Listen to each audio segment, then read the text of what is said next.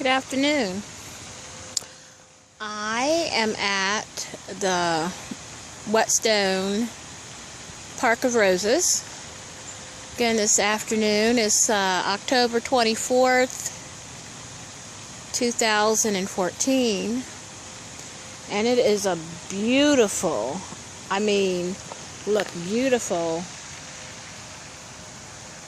beautiful afternoon. It's around 3 o'clock in the afternoon. And I must say that the Lord has smiled on us today to give us a beautiful day after so many days. We had so many days of cloudy weather. And it is great to not have a cloud in the sky today. Yesterday was a nice day too, but I was busy yesterday.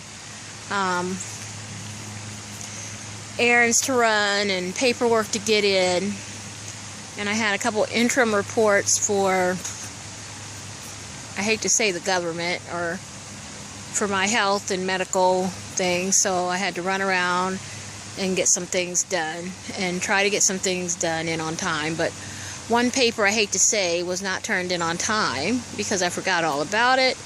And then today I was looking through, well, not today, but yesterday I was looking through some of my paperwork and it said, due by the 21st. And I'm like, oh, it wasn't in by the 21st. Well, oh well, life happens because you live life. That's what you do. You live life.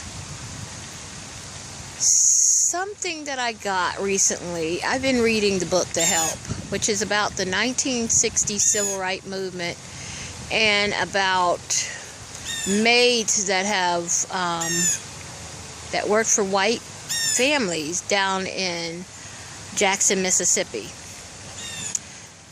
This story, I got the DVD, and I'm going to see the DVD, but I've been reading the book, and it is quite interesting. I remember my grandmom doing she did housekeeping, and she was a housekeeper for the hotel industry. She was one of the first black, so to speak, or persons of ethnic heritage to be in Sheraton hotel system. Who was a head housekeeper, who was a manager, and I'm very proud of Miss Odessa Foster.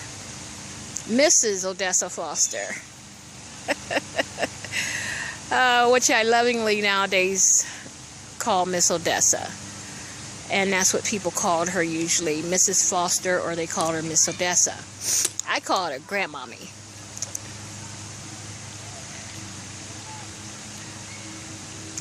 And I have been feeling her spirit with me lately since, for the last few days. Her spirit has been with me. And even when we went to Serpent Mound that day, I kept talking about my grandmother because she kept being on my mind. And I know she's with me. I have not physically seen her, which I usually do.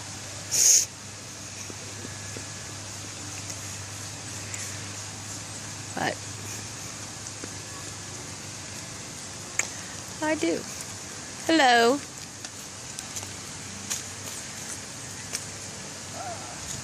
But I know she has been very close. And I've been a little emotional about that. Because my grandmother raised me, especially when I was small. Between her and my grandfather, J.C. Foster, James, which I call Granddaddy. I was with them a whole lot when I was little because I was an old soul. Means I've had other lives. And because of that, me and my mother, me and her were very much alike. We didn't get along. when I was little. I was very stubborn. I was very knowledgeable in things that a little child should not know. And I would listen to my grandmother, but I would not listen to my mother so much. And she used to say, I can't do anything with you. Well, and later on we understood each other, and I apologized, and she apologized to me. And because it ended up being like a situation where I didn't think she wanted me, and she didn't think I wanted her, and we just had a misunderstanding. And I think a lot of mothers and daughters do that. I always thought she liked my sister better than she liked me. But later I found out my sister was kind of sickly, and which my older sister still kind of is, and off and on. And I was always the person who could take care of myself. So my mom didn't give me as much attention because I could pretty much take care of myself, and I really have taken care of myself since I can remember, really.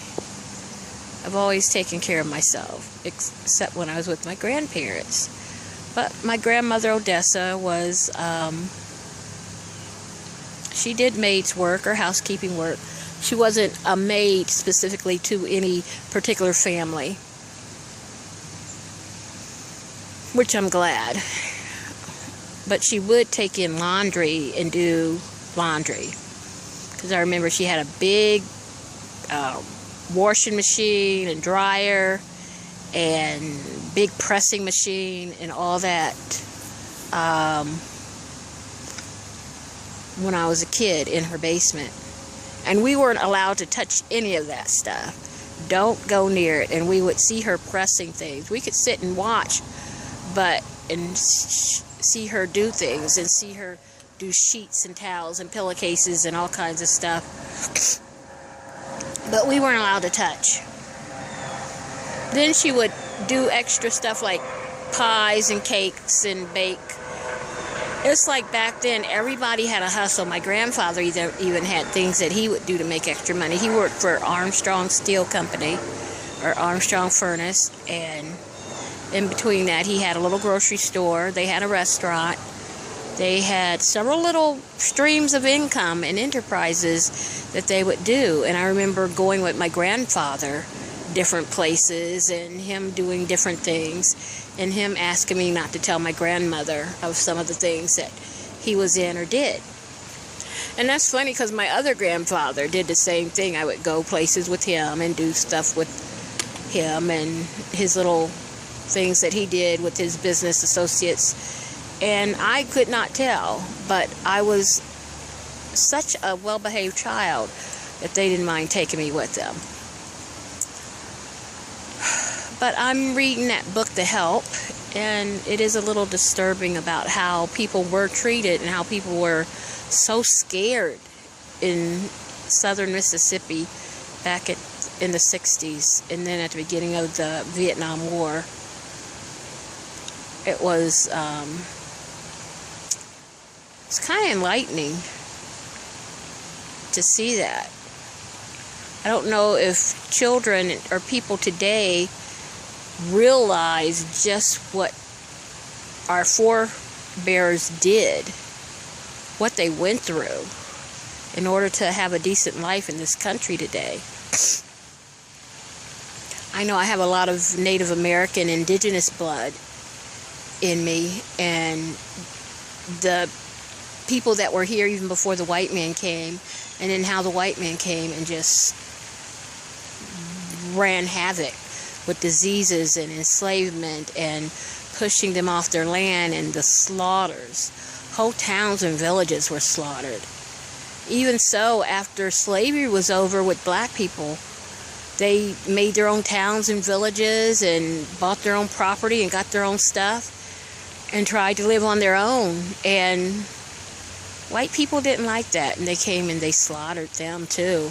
They slaughtered whole towns. There's about 3 or 4 different towns. And history does not tell of these atrocities, these genocides that happened here in the United States. Even later on with the wars, World War II, how the internment camps that the U.S. had for the Italians and the Japanese people. And if you barely even said something to somebody, you can be thrown into an internment camp if you had some Italian or Asian. Even some Chinese got interned, which was sad. I mean, there was the Jewish camps over in Europe, but there was the Italian and the Asian camps here in the USA, and those aren't even spoken of. And then, I don't know, those of certain blood or background have done atrocities to others. And even today, now the prejudice that's against Hispanic people and prejudice against people from the Middle East and of Islamic cultures because of the terrorists and the extremists that are around causing havoc. So then people put others in the same category, which is wrong. Wrong, wrong, wrong, wrong, wrong. I mean, we can't live in fear. I'm not going to live in fear. If someone wants to kill me, heck, kill me. It must be my time, you know? I don't know.